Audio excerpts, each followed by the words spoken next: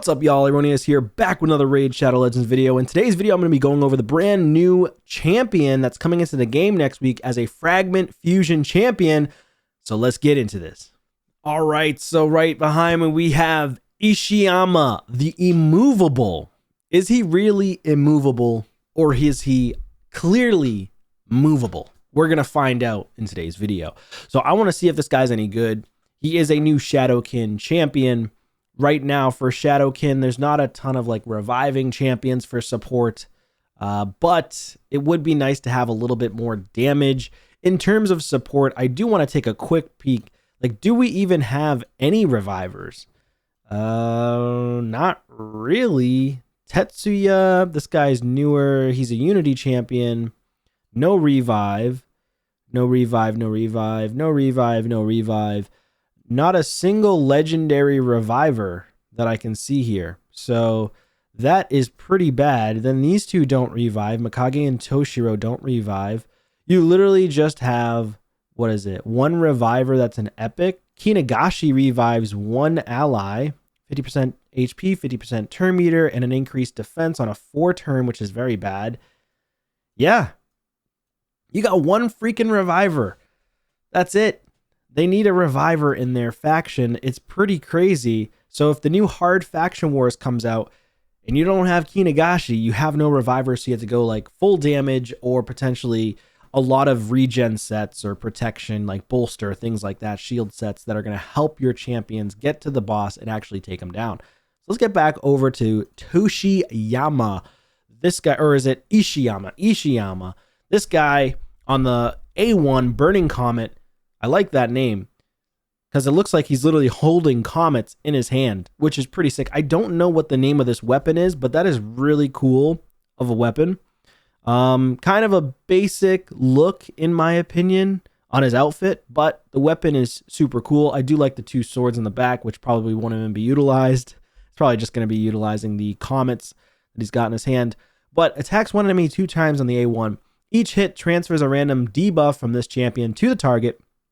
If this champion's under any debuffs when attacked, counterattacks with this skill. So he has to be under debuffs though. And a lot of the debuffs that you're going to be facing in Arena, for example, are CC, mostly. CC and decreased defense, maybe some weakens here and there, but mostly it's CC, decreased defense, weakens, and even HP burns as well these days. So if he has Stone Skin and the Stone Skin gets HP burned, he will then transfer that HP burn back to the target if he counterattacks. So that's kind of cool, but that means that he's going to probably require accuracy, and he does have damage boost up to level 5. So you get a 20% damage boost with 1, 2, 3, 4 books in the A1. On the A2, calculated volley attacks all enemies, has a 75% chance of placing a fear debuff. Okay, that's okay. 25% crit damage decrease debuff, and a 30% decreased crit rate on all enemies for 2 turns. These debuffs cannot be resisted by enemies who are already under 2 or more debuffs. I mean, that's good for like maybe 2 to 4, potentially, maybe 2 of the Chimera trials, which will allow for you to get more damage in the Chimera in the long run. That doesn't really feel like a very great arena kit, in my opinion, for the A2. Or not a kit, ability in general. So, so far, not crazy. I wonder if he has good damage. He's meant to be an arena champion, by the way. So, so far, not the best. I'm going to have to rank him at a B tier so far.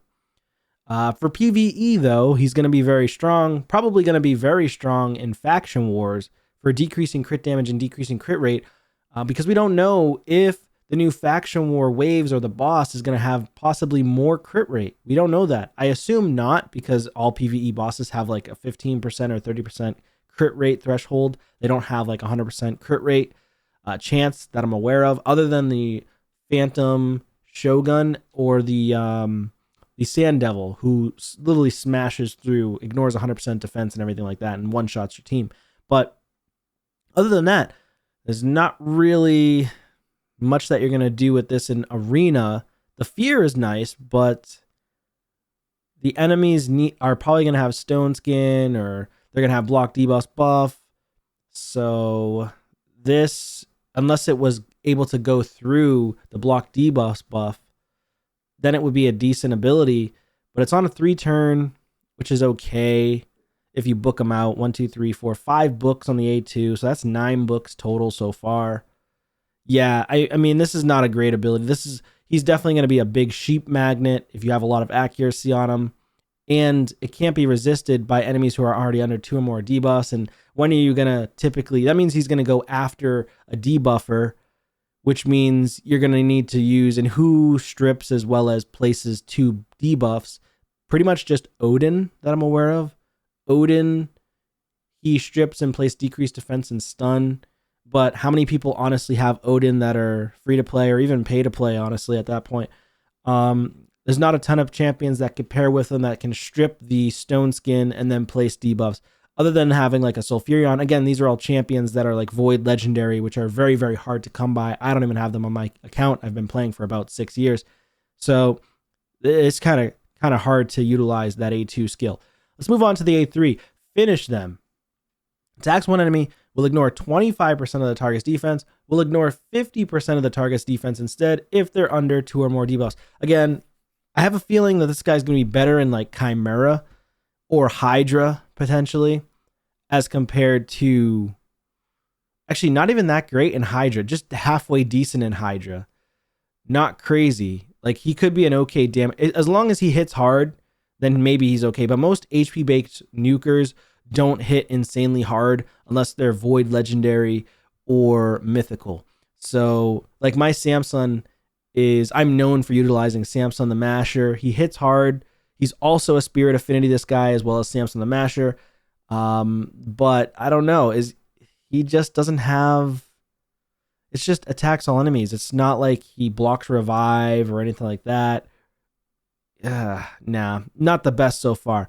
On the 8-3, he does place block damage on himself for 2 turns if it kills an enemy. Also, it's just attacks one enemy. It doesn't do multiple hits. So if they have a UDK, his ability's trash. It won't do anything because it's just going to go into UDK's Stone Skin, or, you know, basically he's just got a lot of tankiness to him. So, and then you've got like your Necrits of the world as well, other champions that are very strong. So unless this smacks like absolutely decimates, like why couldn't they just make this an ability that goes through Stone Skin? Then he would be very viable. Then you could say, okay, now everybody wants to go for this guy because this finish them ability can hit through Stone Skin. People want that Plarium. Stone Skin's still very powerful. Unless you have the meta champions to strip the Stone Skin or to put HP burn, like Volcanos, like Sulfurion, like Gizmak. Those are all extremely meta champions, hard to come by. So, yeah, this one's also on a 3-turn cooldown, but he also does not have a grants an extra turn mechanic. He doesn't have any mechanics that help him ramp up so far. The immovable passive. Okay, this is why his name's the immovable. Whenever an enemy resists a debuff placed by this champion, the next debuff placed by this champion cannot be resisted. Okay. So now we're getting somewhere a little bit more. So more than likely, a lot of times you're going to want to prioritize in live arena a debuffer or a buff strip champion anyways. So a lot of people are going to use Mikage, Odin, things like that. A lot of people are just going to use debuffers in general. Like I tend to use Mikage. I tend to utilize Carnage, who places block passive and stuff like that. So yeah, I mean, he could be okay paired with debuffers, but at the same time, you just got to be very careful that he could become a sheep magnet. And yeah, that is a nice passive. Especially nice in PvE where you don't need to, or PvP, because you don't even need to put any accuracy on him at all. Personally, just looking at his kit, I wouldn't put any accuracy on him at all unless you're going to utilize him in Chimera or in, I mean, even in Chimera, you don't even need accuracy. You could use him as an additional damage dealer because each Chimera, each head that you face, like this, snake versus the lion or the ram, whatever, each form you're facing, they have about 3 to 5 turns before they swap over to the main boss form. So he's more than likely still going to be able to place the decreased crit damage and decreased crit rate and whatever. So that's not bad. So I think he's going to be very strong in the Chimera boss. Not crazy, but he's going to be very strong early, mid game, some late game content. But there's going to be people who can make this guy work even better than I'm talking about him right now. Each debuff placed by this champion increases their max HP by 3%, stacks up to 30%. This guy could end up being a really good tank. I don't know. He's still going to get one shot, though. That's the thing. Like, if somebody's faster than you, you're just going to get one shot. Yeah. Increase ally HP in all battles by 28% is not bad. Because of that and the immovable passive, I personally am going to go for him on my account, being free to play, even though I have a feeling he's not going to be the best. He's not going to be as immovable as we like to say or think. But I will go for him because I'll pair him with my Samson as another HP nuker. You can pair him with other HP nukers to empower them because of the HP in all battles. So that is fairly strong. So overall, I'm going to give this guy like a B, maybe a B minus, maybe a B plus at the most. I don't think he's A tier or S tier based on reading the kit. Like a solid B, B plus in my opinion, just not S tier, not A tier. Unless he smacks so hard where he can smack through Stone Skin, which I doubt it. Most HP nukers cannot. Then maybe. But let me know your thoughts in the comments down below. What do you think about this guy? Are you going to be going for this fragment fusion, or are you going to be utilizing his fragments to toss into the High Mother mod chest to hopefully get some High Mother mod fragments? Let me know your thoughts in the comments down below, and I will see you on a video soon. Take care.